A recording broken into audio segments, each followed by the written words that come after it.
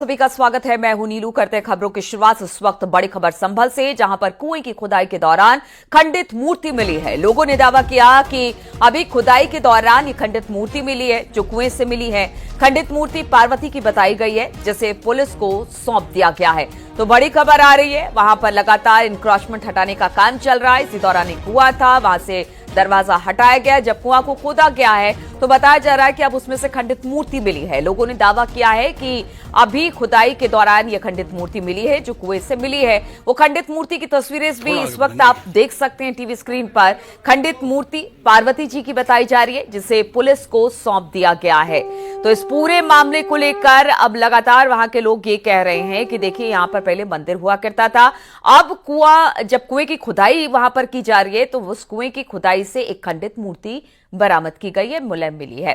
बातचीत करने के लिए सुनील कुमार इस वक्त हमारे साथ फोन लाइन पर जुड़ गए हैं। सुनील, जिस कुएं को लेकर ये पूरा विवाद था, वहां से एक दरवाजा, एक दीवार थी, उसे हटाया गया, कुएं की खुदाई हुई और आप बताया जा रहा है खंडित मूर्ति मिली है, और क्या कुछ इसमें मिला है और इस मूर्ति को लेकर क्या कुछ कहा जा रहा है? देखिए, मैं आपको बता दूं, इस खरगूसरा का पूरा मामला है, जहाँ भगवान कार्तिक का मंदिर मिला है। ये 40 साल से बनता मंदिर। वहीं मंदिर के स्वामी का दावा था कि इसके पास में कुआं है और एक पीपल का पेड़ भी था। तो कुआं मिल गया। कुएं को दरअसल एक चबूतरे से ढक के बंद कर दिया गया था। प्रशासन ने उस कुएं को चबूतरा तोड़वाया है, या नीचे कुआं निकला है। वहीं जिस मालिक ने बंद किया था उसको गेट को भी प्रशासन ने बंद कर दिया है। अब कुएं की खुदाई के दौरान आज एक मूर्ति मिली है, जो मां पार्वती की मूर्ति बताई जा रही है कि मूर्ति को फिलहाल पुलिस को सौंप दिया गया है। लेकिन यहाँ एक चीज तो, एक दावा तो बिल्कुल साफ साफ है, यहाँ मंदिर था जो 46 साल बाद खुला है, कुआं था वो भी ठीक है, और ये कुआं नहीं, ये यहाँ के अमृत कूप हैं, जिनके जल से लोगों को बहुत लाभ होता है, बीमारियों में लाभ होता है, रुके हुए काम बनते हैं। ऐसी आस्था तो उसको खुद पाया जा रहा था जहाँ ये मूर्ति मिली है। जी चलिए, ठीक है, बहुत बहुत शुक्रिया आपका जानकारी देने के लिए। और संभल में प्राचीन मंदिर मिलने के बाद अब वहां पर पूजा पाठ का दौर लगातार जारी है। बड़ी संख्या में कार्तिकेय भगवान मंदिर पूजा पाठ कर रहे हैं। उधर मजदूर मंदिर के पास कुएं की खुदाई में जुटे हुए हैं। तस्वीरें हम आपको दिखा रहे हैं। बड़ी संख्या में अब श्रद्धालु इस मंदिर में पहुंच गए हैं। कुएं की खुदाई का काम भी अभी आपने देखा ही किस तरह से वहां पर चल रहा है। उसमें से कुछ खंडित मूर्तियां मिली है और अब पूजा पाठ का दौर भी इस मंदिर में शुरू हो चुका है।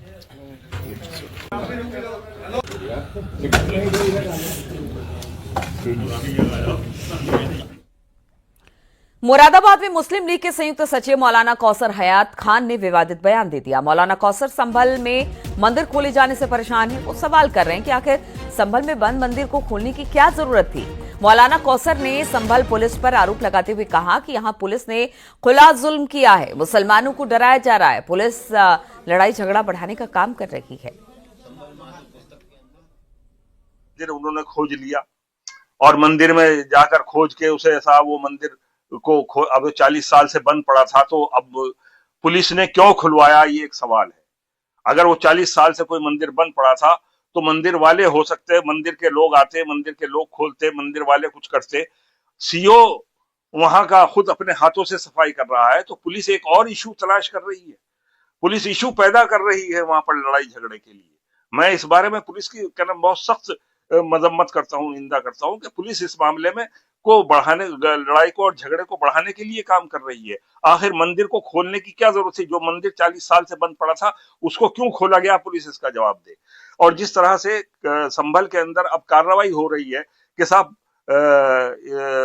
बिजली चोरी के मामला देखे जा रहे हैं और उसमें डीएम खुद उस टीम में साथ में है, तो हैरत की बात है कि इतना अहम काम है, इतनी अहम काम है बिजली चोरी का देखना, कि जिसमें डीएम और एसएसपी भी साथ में चलेंगे।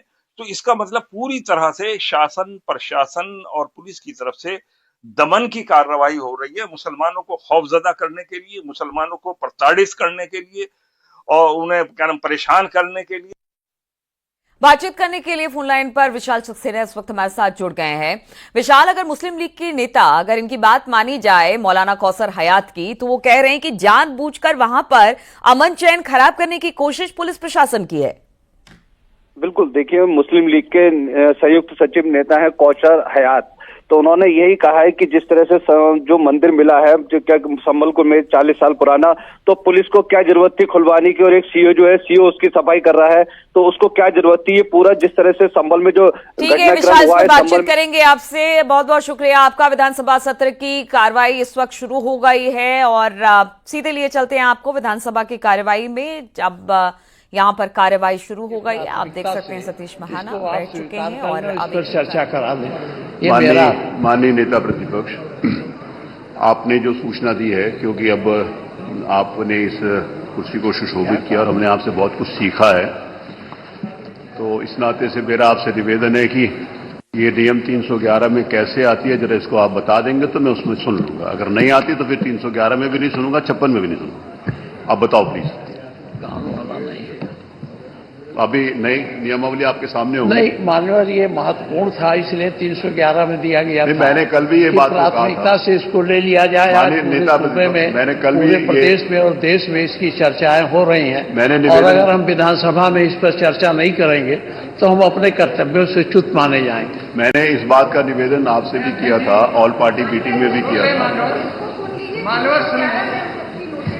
311 में हमने भी नोटिस दी है, ये अविलंबनीय प्रश्न। आपकी मोना जी, आपकी देखिए, आप बहुत वरिष्ठ सदस्य हैं और आपका सब लोग सम्मान करते हैं। आपने 2 नोटिसेस आज 56 की दी हैं।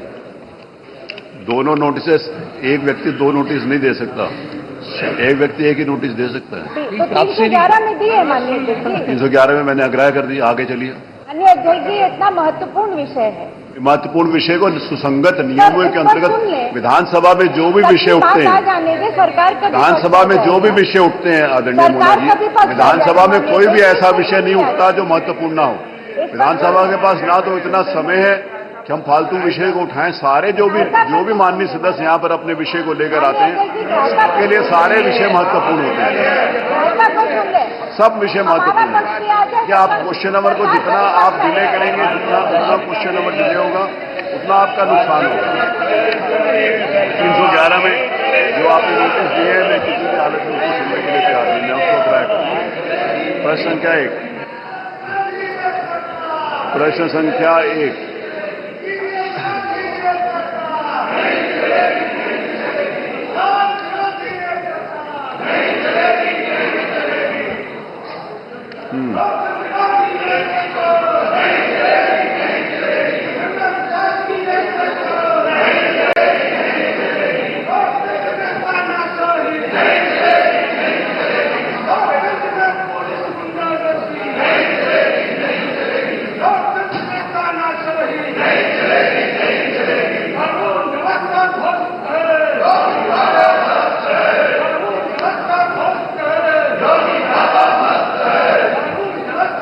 ये नहीं, आप लोग चलिए प्लीज, आप लोग अपनी सीट पर। अगर आप किसी विषय को उठाना चाहते हैं तो आपको पूरी इजाजत है। कल भी ऑल पार्टी मीटिंग में भी माननीय मुख्यमंत्री जी ने इस बात को कह दिया था कि हम उस विषय को उठाने की आपको इजाजत है, मैं उसको इजाजत दूंगा आपको। माननीय अध्यक्ष जी, आप अपनी कुर्सी पर चलिए, मैं आपको सुनूंगा। ये सरकार जिस दिन से आई है उसकी 2 ही प्राथमिकता है प्रारंभ से, रूल ऑफ लॉ, कानून का शासन और विकास का पहिया तेजी से घूमे, जन सामान्य की भावनाओं का आदर करे। इस सरकार ने रूल ऑफ लॉ में कीर्तिमान स्थापित किया है, कीर्तिमान स्थापित किया है माननीय। आप अपने विषय उठाइए। इन लोगों के पास सिवाय चिल्लाने के और कोई काम नहीं है, केवल हल्ला मचाना, शोर मचाना, प्रदेश में अराजकता पैदा करना, केवल एक ही एजेंडा है, केवल एक एजेंडा है माननीय। श्री समरपाल जी, समरपाल जी हैं? श्री समरपाल, डॉक्टर श्री पंकज मलिक हैं? चलिए पूछिए अपने। नहीं पूछना? पंकज मलिक, आप प्रश्न करना चाहते हैं? मेरा आपसे निवेदन है, माननीय नेता प्रतिपक्ष, यदि आप माननीय नेता प्रतिपक्ष, डॉक्टर साहब, माननीय नेता प्रतिपक्ष, यदि आप जो विषय आपने दिए हैं यदि आप इसके ऊपर अपनी चर्चा, आप ग्राह्यता के ऊपर बोलना चाहते हैं तो मैं आपको अवसर दूंगा, लेकिन नियम 311 के अंतर्गत आपको पता है कि ये नहीं आती, आपको पता है। इसलिए आपका नाम इसलिए कह रहा हूं क्योंकि आपने इस कुर्सी को सुशोभित किया। इन सबसे ज्यादा जानकारी और मेरे से भी ज्यादा जानकारी आपको होगी। एक से विषय ये नहीं है, महत्व का विषय है, तो सुसंगत नियमों के अंतर्गत मैं उसको सुनने के लिए तैयार हूं। मैं वो विषय नहीं है, उसको उठाने के लिए आपको अवसर दूंगा, मौका आने दीजिए, आप नियम के अंतर्गत दीजिए। विषय सारे महत्वपूर्ण है, कोई भी विषय ऐसा नहीं है प्रदेश की जनता, चाहे वो शिक्षा से संबंधित हो, चाहे चिकित्सा से संबंधित हो, चाहे विकास से संबंधित हो, चाहे कृषि से संबंधित हो, चाहे सिंचाई से, चाहे लॉ एंड ऑर्डर से संबंधित हो, सारे विषय महत्वपूर्ण है। आपको मौका अवसर दूंगा, सुसंगत नियमों के अंतर्गत उसको सुनेंगे। मैं आपको विश्वास दिलाता हूं, आप अपनी स्मृति पर चलिए। चर्चा नहीं होगी, हम तो ग्राह्यता पे सुनूंगा, चर्चा कहां से हो रही है। माननीय रविकांत जी, आप बहुत सीनियर मेंबर हैं, आपसे निवेदन है।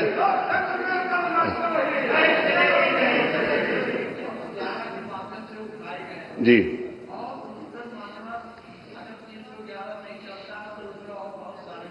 चलिए मैं दूसरे नियमों के अंतर्गत सुन लूंगा। चलिए आप बताइए कौन से नियम हो सकते हैं, आप जो जानते हैं, मेरे को मार्गदर्शन करिए। आप मुझे बताइए, मैं आपसे कुछ सीखता हूं ना, फिर सीखूंगा, बताइए। कैबिनेट मंत्री आशीष पटेल ने आरोप लगाया है कि मीडिया और सोशल मीडिया पर मेरी राजनीतिक हत्या करने की साजिश के तहत अनर्गल आरोप लगाए जा रहे हैं। उन्होंने कहा कि प्राविधिक शिक्षा विभाग में वंचित वर्ग से आने वाले कार्मिकों के हितों की रक्षा के बारे में पूरे प्रदेश को पता है। उन्होंने कहा कि सबको पता है कि इसके पीछे कौन है, आगे और भी ऐसे आरोप लगेंगे। आशीष पटेल ने कहा कि माननीय मुख्यमंत्री अगर जरूरी समझे तो आरोपों की सीबीआई से जांच करा ले। आपको बता दें कि आशीष पटेल प्राविधिक शिक्षा विभाग में विभागाध्यक्षों के पद पर प्रमोशन को लेकर विरोधियों के निशाने पर हैं। सिराथू के विधायक पल्लवी पटेल ने इन नियुक्तियों में बड़े पैमाने पर गड़बड़ी का आरोप लगाया है। उन्होंने कहा कि वो विधानसभा में ये मुद्दा उठाएंगी।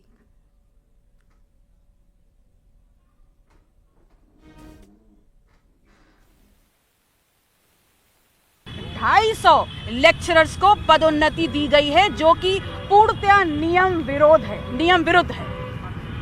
नियम ये कहता है कि उत्तर प्रदेश के पॉलिटेक्निक्स में विभागाध्यक्ष की पद पर सीधे भर्ती यूपीएससी के माध्यम से एआईसीटीई के नॉर्म्स को पूरा करते हुए ये भर्ती की जाएगी।